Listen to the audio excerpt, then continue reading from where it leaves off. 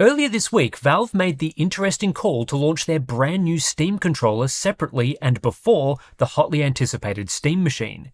The controller is coming May 4th, priced at $100 US, but we're no closer to learning when the Steam Machine is launching or, crucially, how much it will cost.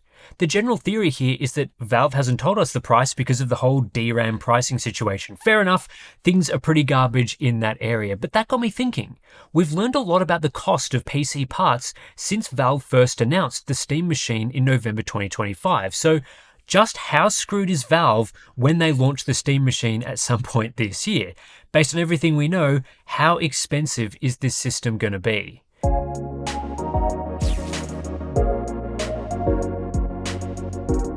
To begin this journey, we have to look at the hardware in the Steam Machine. As announced, the machine will include a semi-custom AMD Zen 4 CPU with 6 cores and 12 threads, a semi-custom RDNA 3 GPU with 28 compute units, there's 16GB of DDR5 memory, 8GB of GDDR6 VRAM, either a 512GB or 2TB SSD depending on the configuration, and the usual extras, so Wi-Fi 6E, Bluetooth 5.3, Gigabit Ethernet, and USB ports. This hardware, if you've been following PC gaming closely, is not especially powerful by modern standards. I think it's fair to describe a 6-core Zen 4 CPU as mainstream to entry-level today when you look at all the CPUs available. The RDNA 3 GPU with 28 compute units is going to be a little slower than the Radeon RX 7600, especially when factoring in the 110-watt power limit, and that GPU was entry-level when it launched 3 years ago. 16GB of DDR5, 8GB of VRAM, a 512GB SSD, those are all hardware choices you'd make on a budget system, which of course is totally fine at a budget price point. But the problem here is that many of these components have gotten much more expensive since Valve planned out this hardware. In the middle of last year, 16GB of DDR5 would have cost you about $50 at most parts retailers. A 512GB SSD also would have cost about $50.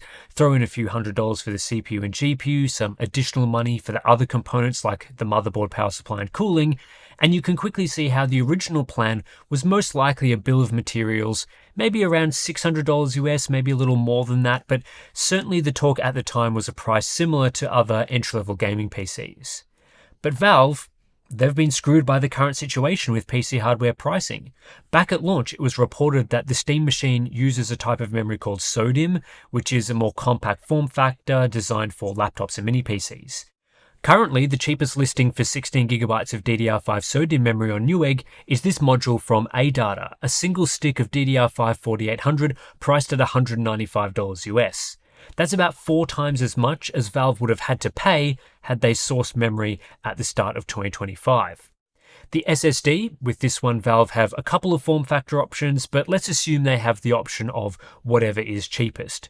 Right now, the cheapest 512GB NVMe SSDs are around $90, such as this Patriot P320 model. It's nothing special, using just PCIe 3.0 speeds, but it will get the job done for an entry-level system.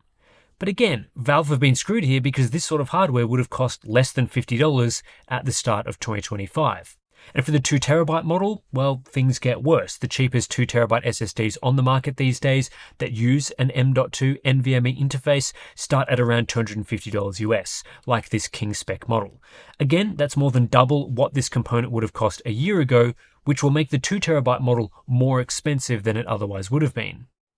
What this means is that for the base model, using off-the-shelf component prices in April 2026, Valve would be spending around $285 US on just the DRAM and SSD. That's half the entire cost of a PlayStation 5 digital console, even after the recent price increases that went into effect at the start of the month. Then we have to factor in the rest of the component prices. It's not clear what sort of Zen 4 CPU Valve are using, but I think it's fair to assume it's going to be an entry-level option. On the desktop side, I think the closest match is probably going to be the Ryzen 5 8400F, a version of AMD's Phoenix APU with the integrated graphics disabled. It'll actually probably be the laptop version of this chip soldered directly to the motherboard instead of the socketed 8400F version, but nevertheless, the Ryzen 5 8400F is about $140 at the moment. The GPU is based on RDNA 3 and uses 28 compute units, suggesting to me this is most likely a variant of AMD's Radeon RX 7600M for laptops. That part uses 204 square millimeters of TSMC N6 silicon, the closest desktop equivalent to which is the RX 7600 that launched a few years ago for $270 US. Today, AMD have deployed a similar size of GPU on TSMC N4P in the Radeon RX 9060 XT. Both the 7600 and 9600 XT come in variants with 8GB of GDDR6 memory. Again, Valve were probably expecting to pick up this hardware for a relatively affordable price. The 7600 cost $270 US way back in May 2023. That was 3 years ago, so they'd have been hoping to secure this GPU core and 8GB of VRAM for a great deal, especially if the GPU core was coming from, say, unused laptop dies.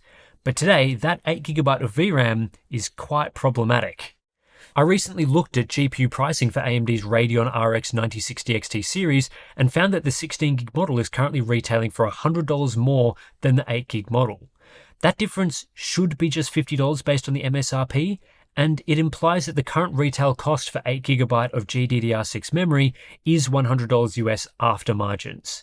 Graphics cards are relatively high margin products, so it's hard to know the true BOM cost for 8GB of VRAM, but it's not looking particularly great right now. Especially if AMD is selling the GPU and VRAM package to Valve as a bundle, like they do with other discrete GPU options, and then charging a margin on top of both the GPU and memory components. In any case, the GPU and VRAM components in the Steam machine would likely cost $250 to $300 today as a DIY desktop product. So now, if we tally up the cost of the CPU, GPU, DRAM, VRAM, and SSD, we end up with a price tag of around $700 US, and that's without factoring in all the other stuff that goes into this sort of system. There's still a motherboard, cooler, power supply, connectivity hardware, case, and packaging to factor in. I'd estimate that all of those things would cost around $150 in the current market, bringing the total bill to around $850 US. Now, of course, this is based on off-the-shelf DIY component prices for the most important hardware in the Steam machine. It's not really realistic to think that AMD would be charging DIY component prices for the CPU and GPU used in this system, because DIY parts have a higher margin than what AMD charges other companies directly, especially for semi-custom hardware. But even if we say Valve could source the CPU and GPU for around $200, they'd still be faced with a bill of materials around $700 to $750 US in the current market. But it's even more complicated than this, because this is the expected price Valve would pay for this hardware right now. The Steam machine will presumably be sold for months and manufactured in waves. What if DRAM becomes even more expensive? What if SSDs become more expensive? If they charge a price to match current market conditions, they could be screwed if prices go up, unless they make constant price adjustments, which companies typically don't want to do. This is why Valve are yet to announce a price or launch date for the Steam machine. You can't set a price if you don't have a good idea of what it will cost to manufacture the system. But if you look at price trends for DRAM and NAND over the last few months, things are starting to stabilize at a high price, which is going to give Valve much better clarity into what they should charge for the Steam machine now and throughout the rest of the year. A recent report from Insider Gaming suggested that Valve have been going back and forth internally on pricing and whether they would be willing to take a loss on the cost, at least in the short term. It's unclear what decision has been made, but the internal belief is that an announcement on a release is getting closer. This makes sense to me. We're getting a bit more clarity into hardware pricing in recent weeks, so Valve would be dialing in that final price as we speak. The interesting part of this report, though, is the claim that Valve are discussing whether to take a loss on the hardware to begin with. Based on my estimation of component cost, if they wanted to make a profit, they'd probably have to charge at least $800, if not $900 US, depending on where the final bill of materials lands. And that's only based on current pricing. I don't think anything less than that is realistic when just the memory components are so expensive right now. This would place the Steam machine directly in competition with the PlayStation 5 Pro, which currently costs $900 US. Is that going to be an attractive price, or will Valve need to take a loss to undercut Sony's most powerful console? Personally, I don't think there would be too much demand in the current market for the Steam machine at $900. Valve have been put in a very difficult position here. If they've been manufacturing this system for months, they would have built up a stockpile of inventory, either partially or fully assembled. But it will be difficult to sell this inventory if the Steam machine's price is terrible. This challenge gets harder the more component prices go up. Valve would be forced to increase the price, there then become fewer buyers for the system, and that's bad if Valve have contracts to manufacture a certain number of units, or if they've already manufactured a bunch of them. On top of this, the hardware itself becomes more outdated the longer Valve wait to launch the system. We're reportedly in the final stretch of the current console generation. Ideally, they'd want the Steam machine to be on the market for as long as possible before new gaming systems launch, and the more outdated a system is, the less it's worth, which is in direct contradiction to the issue of hardware prices increasing. Basically, Valve are screwed here whichever way they go about it. We weren't expecting the Steam machine to have a particularly compelling price when the system was announced in 2025, but now it's going to be even worse. I'm interested to hear what you guys think the Steam machine will cost and how much you'd pay for one, so yeah, let me know in the comments. In other news, Nvidia are finally releasing a version of their RTX 5070 laptop GPU that comes with 12GB of VRAM. We don't often talk about laptops on the channel, but one of the massive issues with the RTX 50 series for laptops was the absolutely horrendous RTX 5070 configuration that featured just 8GB of GDDR7 memory.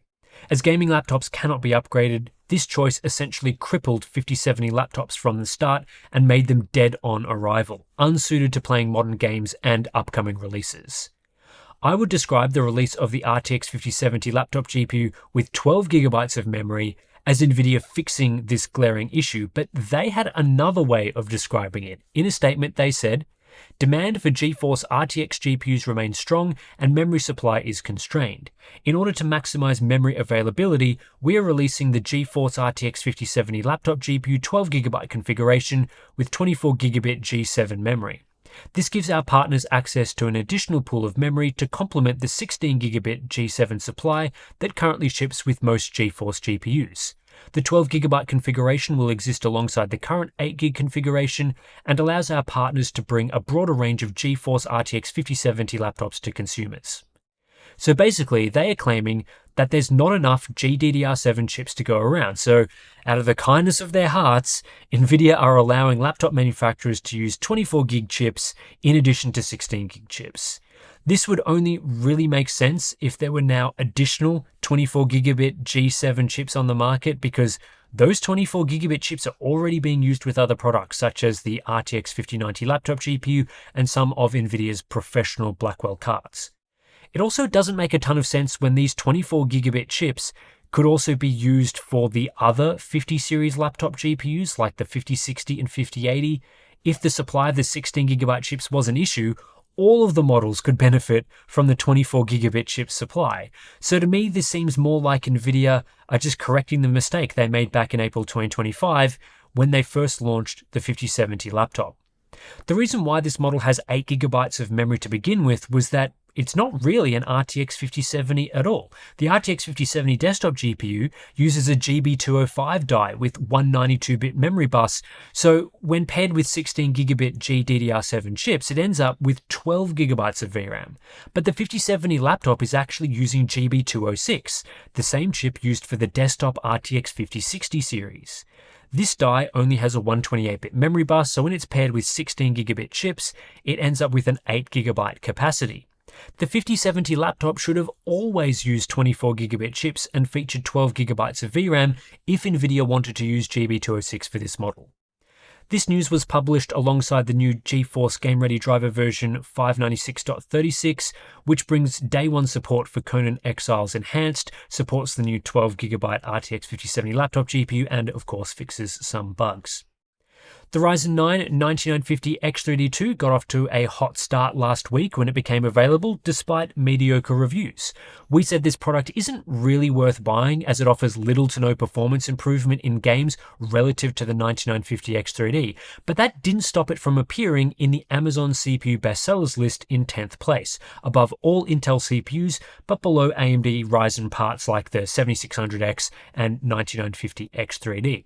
It seems there was at least some demand for this model. I mean, it is a Halo product, so people that like having the best of the best hardware would be interested regardless of, how much benefit it provides.